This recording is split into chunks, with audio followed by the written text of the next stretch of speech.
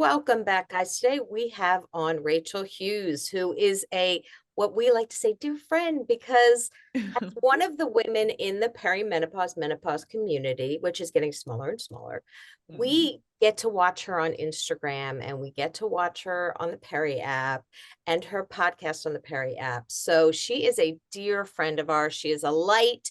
She is fun and funny, and we're excited to have her. Welcome to the show, Rachel. Thank you. Thank you so much for having me. I have been a longtime fan of you both. As Well, you it's know, a love fest. Been a It's fan love of you. fest. Yes, oh, we've been a thank you. fan of It is a you. love Yeah. fest, and I'm Yes. so happy to be here. Thank you for welcoming me. Of course. So if you guys are on Instagram, you need to check out Rachel Hughes on Instagram. What is your hashtag on Instagram? It's Rachel Hughes Midlife. Well, that says it all, doesn't it? It was the Memos, but can I tell you, remember? But people had trouble saying it. And it didn't occur to me because it was written, it wasn't often spoken, but it would trip people up. And I thought, oh, that's not fun. That's too, who wants to? Yeah, I'm not gonna lie. It tripped me up the first time. Did it? It's hard to say, but it looks really good. It looks good. Yeah. And I thought it was clever, but it was alliteration in there. Yeah, it was great. Bridget is all about the alliteration. Former as a elementary school teacher. Me too. I was are too. You really? Yes, Oh, kindergarten and fifth grade. Oh, I taught kindergarten, first, second, preschool, all those things. Yeah, look at that. Isn't that something? You see? So funny. Yeah. See what I said? The community gets smaller and smaller. Yes. Now I'm so curious. Why did you say the community gets smaller and smaller? That's because it seems like even though the word is spreading on menopause and perimenopause, the same names are popping up in community. What is that? What's happening? I'm feeling the same way. And we see the people that we've all gotten to know and speak to. We see them on all the different on everybody else's. I'm like, oh yeah, menopause, which is great because we're all trying to get the word out, and we're all trying to give something to women at this lifetime that answers that I didn't have when I was going through that. So we're just thrilled. We're really thrilled to see this. We're really thrilled to see women out there trying to get other women, help other women so they don't feel alone, in this. And I think one of the really nice things is that everybody supports each other. That's probably why we keep seeing the same names, because no one's really in competition. I mean, you're always going to get the outliers, of course. But for the most part, we all just want to get the message out to as many people as possible.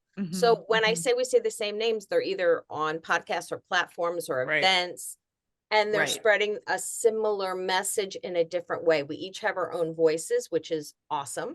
Yeah. But the information, the experts are the same. And that's what we want to make sure, especially with our listeners, that they're getting the information from experts that know what's going on. And that leads me to the Perry app, which you are a part of.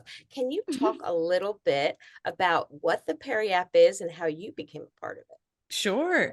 Oh, I love this story. So the Perry app is really a community. It's a community of women in perimenopause, menopause, although the numbers are growing to include women who are premenopausal and way postmenopausal. And that's also a really lovely thing. My first introduction to Perry was because I jumped on Instagram wanting to talk about perimenopause and menopause and my own sort of experience tiptoeing into it, understanding that I was now in perimenopause. And I started doing these little 1-minute goofy videos, and I wasn't saying anything. I was so embarrassed. I always had brain freeze, but I was talking about it. And Laura Crane, who's the founder of Perry, and really did, I think, intend to establish a safe landing spot for women during this season of life, prematurely or otherwise, to learn, to share with one another, to boost each other, to not compete, as you said, Colleen, but just kind of have a space to voice what was happening, ask questions, and get information. and she saw one of my Instagram posts, I guess, and she reached out and she said, hey, do you want to do these things for Perry? Because a lot of what she does is sort of pull in people from TikTok or, whatever platform they might be speaking about this stuff on, and showcase their videos. And so I did that for a while for Perry, and they have a private Facebook community also, which I jumped on.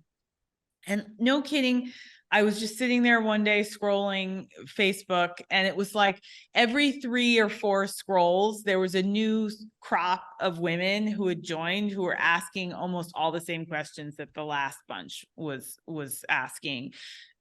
Things about vaginal dryness, about mood, about relationships in perimenopause, about sleep, about migraine, skin, like anything and everything. But they were all the same. And I was looking and I said to myself, they should have like a video library. And I was at the same time divorced of Perry, thinking about starting a podcast. And I was dissuaded by a family friend who said, it's more work than you think it is. And don't. And It's so a lot I said, of work. it's a lot of work. It's a lot of Yes. work. Well, Colleen, you were actually one of the first people I spoke to just to have a conversation with out of people in this niche. And I got a real window into what the work was just talking, No, not at all. But it's a lot. And anyway, so I brought this thought I had to Laura, and I said, you guys should think about having this video library. And I was thinking about doing something like that, where you just, you speak to doctors and specialists and, entrepreneurs and people who know what we all don't know about what's going on with us. And she said, that sounds like a great idea. Do you want to do it? And I said, really? Okay, yes, I want to do it. So we started, I don't know, not that long after, just doing these Zoom calls. And it's not that long ago that she actually set it up as a podcast. So now you can listen to it that way. And it has been such a joy and pleasure for me to truly personally sort of step into what is like in alignment for me, which is to be open and curious and really want to know about something that I know nothing about, and that happens to be of personal interest to me, but I also think is sharing with so many others who have no clue why all of these things are going on, or maybe have an inkling and maybe want to know more, and maybe didn't consider certain aspects of all of what perimenopause and menopause can be about. And I just love it, as I know you do. I just love speaking with people who are dialed into something that, I find just really exciting and really interesting, and picking their brain about it. And that's what we do. I think it's so great too, because I think women are looking for things they want to ask. And so many women in our age are embarrassed to even ask their doctors intimate questions, doctors that should be able to help them. And that is such a big thing that they are suffering like in silence. And I love today your post was about your gynecologist visit. Yeah.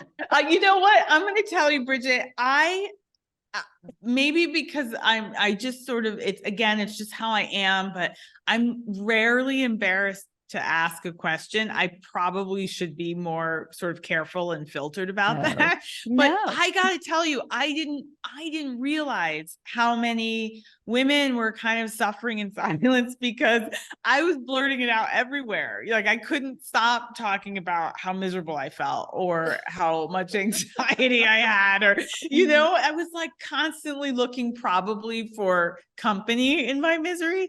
But I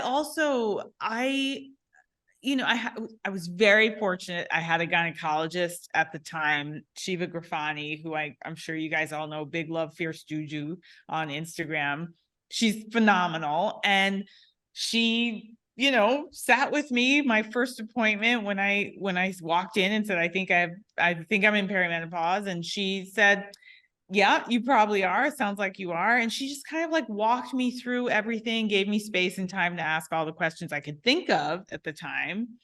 And I went on my way, and that was 10 years ago. So it's been a long time kind of going through this, but I was surprised, and I was made conscious of and sensitive to how many people are suffering in silence. And with that, not just with the physical symptoms, but really, in my estimation, more importantly, the mental, emotional stuff that's going on. I think it's just the impact it's having, these hormonal fluctuations, this time of life, sort of being a sandwich between kids, between parents, all of this stress, trauma, are dialing up the negative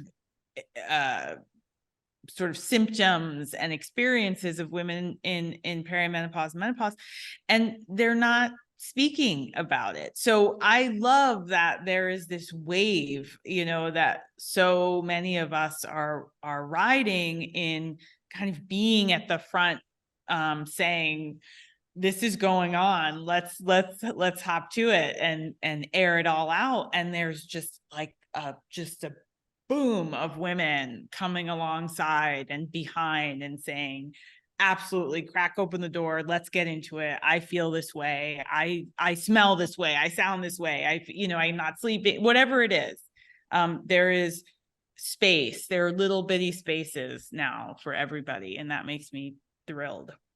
I'm curious, we talked to so many people over the past 3.5 years about all things midlife, but obviously menopause is a big topic. What are some of the things that you were surprised to learn when you started talking to these experts? Ooh, that's such a good question. What was I surprised to learn?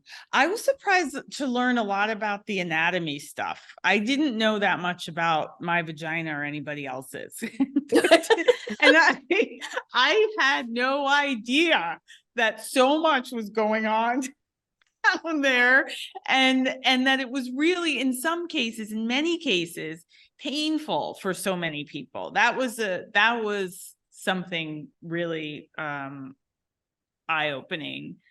I think the other part that was of personal interest to me, and it wasn't so much that I was surprised, but I really wanted to talk about the various experiences of women across racial, ethnic, cultural, religious. That was all of real interest to me. And it took me a little bit of time to kind of find a wide range of voices who were speaking specifically to their experience in menopause as it connects or as it relates to all of those things I just ticked off. And I still find that that's a little quiet. I'm wanting to hear more from a wider range of women about their personal experience. And so I think that maybe in some way what I'm trying to say is it does surprise me that not everyone is talking yet. And it shouldn't surprise me, that's it. We're all going through what we're going through and coming from where we're coming from. But it does. I sort of feel like, all right, let's flush it out. Let's air it out. And I want to hear from everyone. What else surprises me? I mean, as I said a moment ago, I didn't put together the psychological piece for myself. Interestingly, when I was about 43, I was experiencing a fair amount of anxiety, and it wasn't completely unfamiliar to me, that feeling, because I'd had sort of bouts of depression in my 20s and after I had my son. But this felt different and I couldn't really get my arms around it. And so when I went to my gynecologist and I said, I'm just sort of feeling kind of not really myself. I'm feeling unplugged from life. I'm feeling unmotivated. I'm feeling kind of moody blues. I didn't expect that she would confirm and say, oh yeah, all that counts. All of that is also perimenopause. I really was just waiting for the hot flashes. That's all I understood. In fact, I would argue I didn't even really think of the term perimenopause. I was sort of so tapped into menopause being this moment where you realize, gee, I haven't had a period in so long, and boy, is it hot in here. And I wasn't having that yet. So, and I didn't start hot flashing until, I don't know, maybe 6-9 months ago. It's been a long window of none of that vasomotor symptomatic stuff. So that was surprising to me that it was my symptoms were mental, emotional, psychological for so long, and that so many other women also are stepping into perimenopause, not with, like vaginal dryness and hot flashing and night sweats, but with like rage and irritability and depression and anxiety and feeling like they can't complete a task, brain fog that's like beyond the jokes that we make about brain fog, just really keeping us from being successful in our day-to-day. So that was a surprise to me. And I still feel like that piece is not loud enough across the airwaves, that piece about what's happening in the mind. Mm-hmm. Exactly. And the workplace, that's starting, we're trying to get that to the forefront and get the men in our lives, our men colleagues, to understand what is happening and not to use that as an excuse not to hire women. Don't do that. But this is a physiological, psychological thing that I always say, for lucky enough to live that long, you're going to go through it as a woman. You're going to go through it. Yeah, I'm so glad you brought that up. I agree. That's another piece that's sort of not loud enough. And as you said, if you're lucky enough to live that long, you're born with ovaries, you're definitely going to go through menopause. And more often than not, it will impact you in your workplace. Just as, and I hate to use this as an example, but it is an easy one. Just as going through a pregnancy in the workplace might. And we sort of understand that and accept that now that that's going to happen in a workplace. And we may need to offer pregnant women, whatever they may need, time, space, rest, whatever it is. We need to understand that is also necessary. It may look different, but it's also necessary and important and valuable and needed for everyone in office, or everyone wherever you might be working, not necessarily in an office. It's so true that you related to pregnancy, because when I was pregnant with my first daughter, I was an attorney, and I would be in depositions in an office and I had terrible nausea. And I would have to hold the deposition if I was taking it to go vomit in another room, if you're going to be graphic, and come back. And any man that was in the room completely understood. Oh, my wife, when she was pregnant with our child. Oh, I get it. But had I said I need to leave for a hot flash or some kind of, it wouldn't have been the same. So it's true, but there's a lot more empathy and understanding. There is. Yes. Now. Yes. Now. But we had to work to get there. Yeah. Exactly. So there's a lot more time under our belts about and around the issue of pregnancy that is not so around menopause. And really, quite frankly, I think it's still so sort of looked at by men and women going through menopause as this sort of an ending of something. And so there's a narrative that's changing in all of the work that we're doing and all of the conversations that we're having and others are having, not on a podcast necessarily, but just in life in general.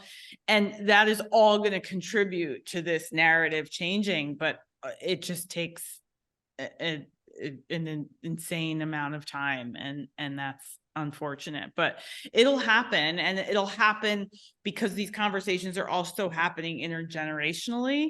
And so our daughters are going to step into this season of life much more armed, much more educated, much more empathetic, understanding, sensitive to, aware of, sort of know it's coming down the pike. All of that is going to help determine what a workspace, any workspace, might look like, and how it can be supportive of people going through menopause.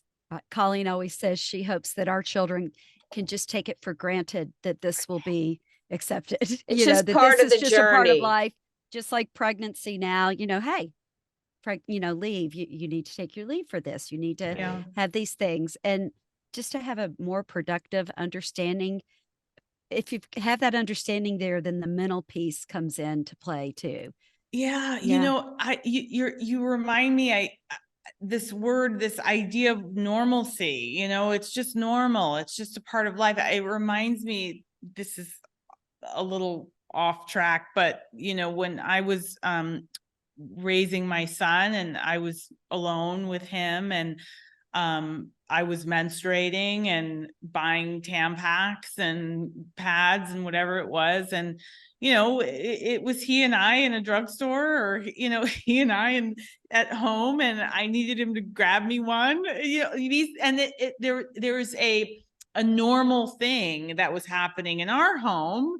And it was very low key and not made a big deal about, but he was exposed to and educated by somebody who was going through these normal things of life, and now also is exposed to and educated by a parent who's just kind of like, this is what it is. You want to talk about? Let's get into it, and he's interested, and his girlfriend's interested, and they will benefit from having been exposed to and had conversations about what is truly a normal function of life. And it's not that big a deal, and he can be supportive and she can be supportive, and whatever that looks like for them. Absolutely. So my son used to call them play ponds. So, Mom, do you need some more play ponds? That's so it's like 4. That's very cute. He edits these videos, so he really knows. So he's going to know that. Play ponds. That's great. Yes. That's so great. I wanted to mention also that the Perry Menopause Journal is coming out, or it might be out this week, actually. And it's an interactive menopause book designed to educate and empower. And I think what really impressed me was it's not just 1 or 2 authors. Like, you have an entire page of to draw back to the very beginning of the conversation, women we recognize in this community. Yeah. And you talk about fitness, you talk about nutrition, you talk about mental health. Yes. You talk about sex shouldn't hurt, which is a topic that we talk about a lot. Hair, makeup, like you talk about skin. And how did this book come about? Did Lauren just say we need to get all these women together and write a book? Laura's funny because she has a lot of things going on in the background. It's like she has a lot of apps open in her head, and she'll kind of like, she'll drop a little bomb, my way, and probably the way of several other people, and her idea grows. I thought a journal was a great idea. I think I had read something about an Oprah journal, and Oprah might have several, I don't even know, but it was the first I'd heard about it. And it was like, it got me thinking about this idea that you would open a resource and you would become educated from that resource, and then be prompted to contribute in some way that would become beneficial and is meaningful to you, the reader. And so I we talked about it a little bit, and she went off, and I didn't know what was happening with it. And then I got it in the mail, and I was like blown away. It brought me to tears, because it, again, as the community is, as the app attempts to be this soft place to land, explore, share, learn about every aspect of yourself in this season of life. So skin is an issue, hair is an issue, mental health is an issue, movement, meditation, or, sort of mind calm, all of these Mindfulness. mindfulness. I was going to say, I was going to say something so weird. I was thinking of like a space odyssey. I was just like mind control.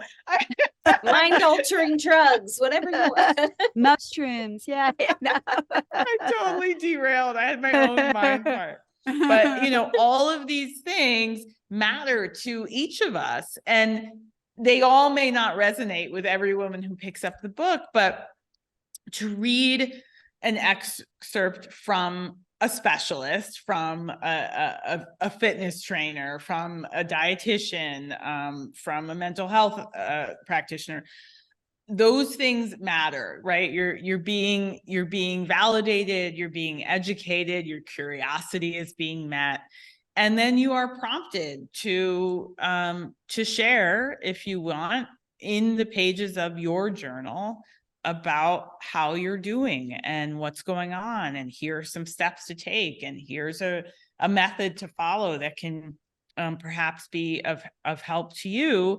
And what I really love about it is that it's something that you can go back to, and as you are sort of walking down this road, you can revisit where you've been, maybe be sort of prompted to take this information to your doctor or your healthcare provider, and get to the bottom of what's going on with you. And so I just love it. I think it's not at all what I thought it might be. It's so much more. It's like it's like a nice size, and it looks cool, and it's a thoughtful, sort of intimate conversation that you're having on each and every one of these subjects with someone who knows more than you might, and then you're taking that with you and helping yourself. With that, I love too how she does the personal story or personal stories. I love that because and everybody's got a different story. So you're probably going to find something in somebody's story in there. Yes. That absolutely, without question. And that makes all the difference, I think, too, particularly around this subject that's still arguably kind of new in the ether, new in the collective. So to be able to share and recognize yourself in another, to know that your pelvic floor is changing. Who knew? Even that's another surprise. I never knew about my pelvic floor. I never even heard the term pelvic floor, and now I'm like on a mission to find a pelvic floor physical therapist, because I feel like it might be the root of my low back pain, and I never knew stuff like that. So yes, this is all about sharing and caring. Yes, absolutely. Yeah, we had a pelvic floor specialist. Yes, we did, but I don't think she's in New York. She's not in New York. No, but she was great. We'll find one. Between the Hips. She has Yes, a book between the book is called Between the Hips. I love that. Yes. I'm gonna look for that. Yeah, we've spoken to at least a couple, and they're fascinating conversations. It's just like another piece of the puzzle. Yes. And that's what women want. Women want options, and they want to know that they're not alone, that there's a community of people. And one of the best parts is the Perry app is free. So you can sign up for it. It's not going to cost you anything. There are discussion rooms where if you're up at 3 a.m., chances are someone else is also on the app up at 3 a.m. Yes, Yes, yes. yeah. And there are, and I believe several of the women of the community featured in the journal or who shared about their story in the journal. I'm one of them also. There's there's a sort of a group called Big Sisters where, you know, we meet occasionally for pertinent discussion on, you know, it's been mental health or it's been relationships, it's been I can't remember, but you know, we get into stuff in this really sort of private, close, careful way. And it's space and time to just share with one another. And there's a lot of that on the app. So whether you are a big sister or start another group, I believe there's one, there's like a women in faith, perimenopause women in faith. There's like that little group. And then there's a fitness group. I don't know what all of them do, but I know that it's a place for Can't be everywhere. You mean you're not moderating everything? everywhere. Exactly. But I know that it's, again, it's a place for accountability. It's a place for sharing. It's a place for educating one another, a place to boost each other's confidence. And all of that really, really matters during this season of life. You know, we call it often the second puberty, right? And when you With think wisdom. back, with It's- wisdom, with but you wisdom. think back to puberty and it was like a nightmare. You know, there's a lot of self-doubt. There's a lot of lack of confidence. There's a lot of sort of feeling like you don't belong in your own skin. And all of that is revisited now as an adult, often as a parent, often as a child of older adults who need perhaps a degree of care. Now with bills to pay and jobs to get to, and, you know, responsibilities and all of these things. And so to go through all of that while you're feeling kind of not yourself and unable to put a finger on why, it makes the most profound difference to have other women, sometimes women you don't know, which can be also really helpful. You know, they become friends, but it's kind of, it's, you know, it's nice to go talk to someone you don't know sometimes. And so, yeah, that Perry is all of that. Well, we want to make sure that everyone knows that they can go check out Perry. It's on your iPhone or all the other Any electronic device you've apps. got, Right, you can okay. find You can Perry. get it. You can 'Cause, you know, find it. exactly, because I'm so tech savvy, I would know that. But Me too. but you know, since Bridget and I have done this, we have had the pleasure of meeting some pretty amazing people, and you are one of the top of the list. Oh, for yes. that. Yes, So, geez. Thank absolutely. you. Thank you Thank so you much. s- I love you guys. You're just like a beacon of light in a really unique way in this space. I love the conversations you're having and the range of people that you speak to. I always can't wait for who's next.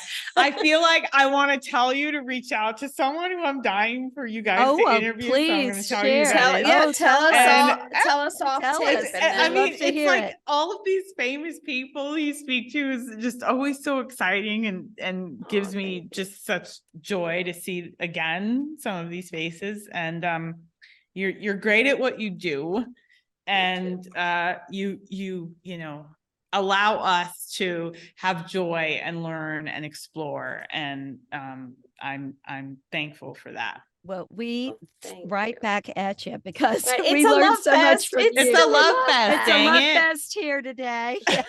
But thank you so much for coming on. Thank you for having me on, gals. Good.